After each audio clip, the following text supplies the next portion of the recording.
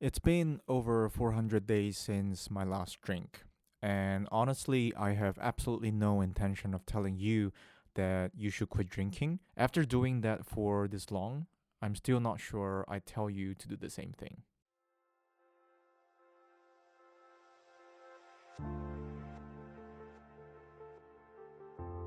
First of all, I really love alcohol. And I'm not saying that in the past tense.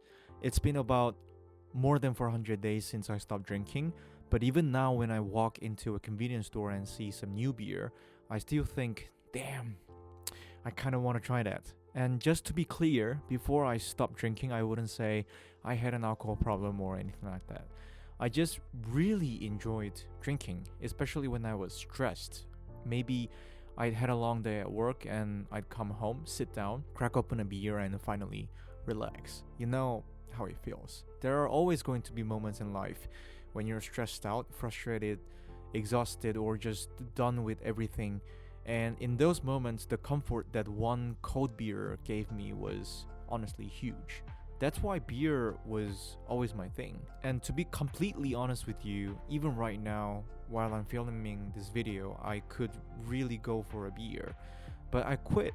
I stopped doing something that I genuinely enjoyed, and the reason was actually pretty simple. At some point, I started feeling like alcohol wasn't relieving my stress anymore, it was giving me more stress. As time went on, I started noticing the hangovers more, and then there was something even worse, anxiety. I drink because I was stressed, feel better for a few hours, go to sleep, and then wake up the next day feeling physically shitty and mentally anxious. And eventually, I realized that drinking to escape stress was actually making me more vulnerable to stress the next day. And I hated that feeling. That's really why I decided to stop. Of course, in the beginning, it was really difficult because think about it. For years, whenever I was stressed, alcohol had been one of the best things I could turn to. And unfortunately, you can't quit stress. Life doesn't suddenly become peaceful just because you stop drinking.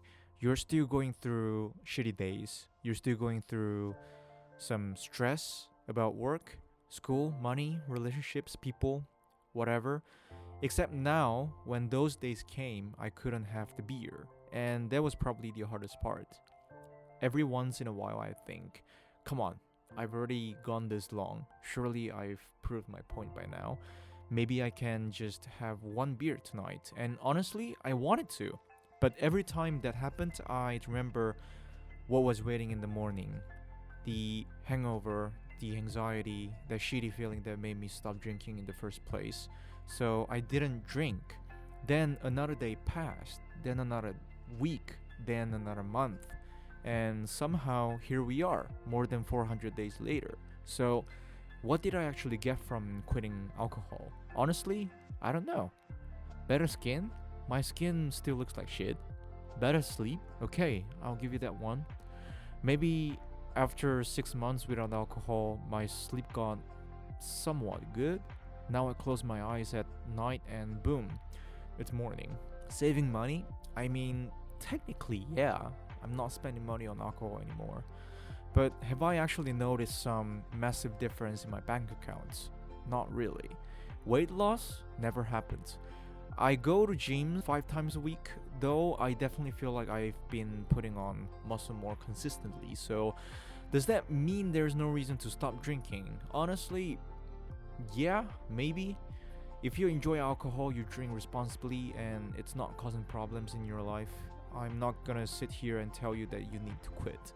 But why am I still not drinking?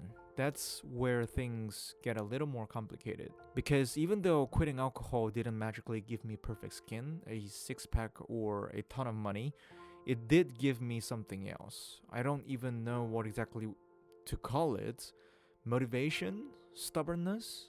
Earlier, I told you that I used to drink mostly when I was stressed, and surprisingly, the hardest moments of these past 400 days were exactly those moments when life really hurt. And the biggest one for me was a heartbreak I went through last year. I got rejected by someone I really cared about, and I know everybody gets their heart broken. It's probably one of the most ordinary forms of pain in the world. But this one hit me particularly hard because I'd already gone through another really painful heartbreak about 3 years earlier. And after that happened, I decided to work on myself. I started working out. I started taking guitar more seriously. I learned how to sing. I started reading every day. I kept trying to learn things and become a better version of myself. For years, I generally put a lot of effort into becoming someone I could be proud of. And then that supposedly better version of me got rejected again. And that was hard to take. There were moments when I genuinely thought, if God designed a hell, maybe this is what it would feel like. Because it doesn't only the rejection itself, it was what the rejection seemed to say to me at that time. I'd spent years trying to become better, and somehow I still wasn't enough for someone I wanted to choose me. That hurt. And the strange thing about heartbreak is that almost everyone has experienced it, which means sometimes people don't really know what to say when you're going through it. Yeah, man, that sucks. And then life just continues. You still have to wake up in the morning, you still have to go to work, you pretend you're completely normal. Meanwhile, inside your head, you're thinking, why am I even trying to get through today? I remember how miserable those little moments felt, and if there was ever a time during these 400 days when I wanted a beer, that was it. But I didn't drink, not once, because I knew alcohol could probably make the pain disappear for a few hours, but I also knew what would happen the next morning. The anxiety could be worse, the stress would be worse, and the heartbreak would still be there. So I just felt it, sober, day after day. But here's the important part. I didn't just survive those days. Every day I still went to gym, I still practiced music, and I still studied Swedish. Some days I felt like absolute shit, and I did it anyway. Then I did it again, and then again, and then again. And after doing that hundreds of times, I realized something.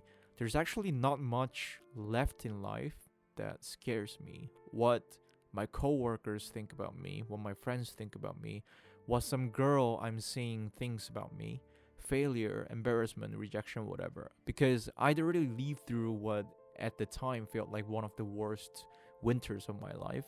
And more importantly, I'd lived through all of it completely sober. I didn't escape it. I didn't numb it. I felt every bit of it, and I kept going. And I think that's the real thing I got from these 400 days. Not better skin or not a weight loss, but the confidence. Not the kind of confidence where you think nothing bad is ever going to happen to you. The opposite, the confidence of knowing that something terrible can happen, and you still wake up the next morning, you still go to gym, and you still pick up your guitar, you still work on whatever you're trying to build, and eventually you'll be okay. That's what maybe these 400 days were actually about. And after hearing all of this, should you stop drinking? I don't know. Drink. Don't drink. That's your decision. I don't think there's one correct answer for everybody, but maybe there's one question worth asking yourself. When you drink alcohol, do you drink because you genuinely enjoy it? Or do you drink because you're afraid you might not have the courage to face life without it? Because those are two very different reasons to have a drink.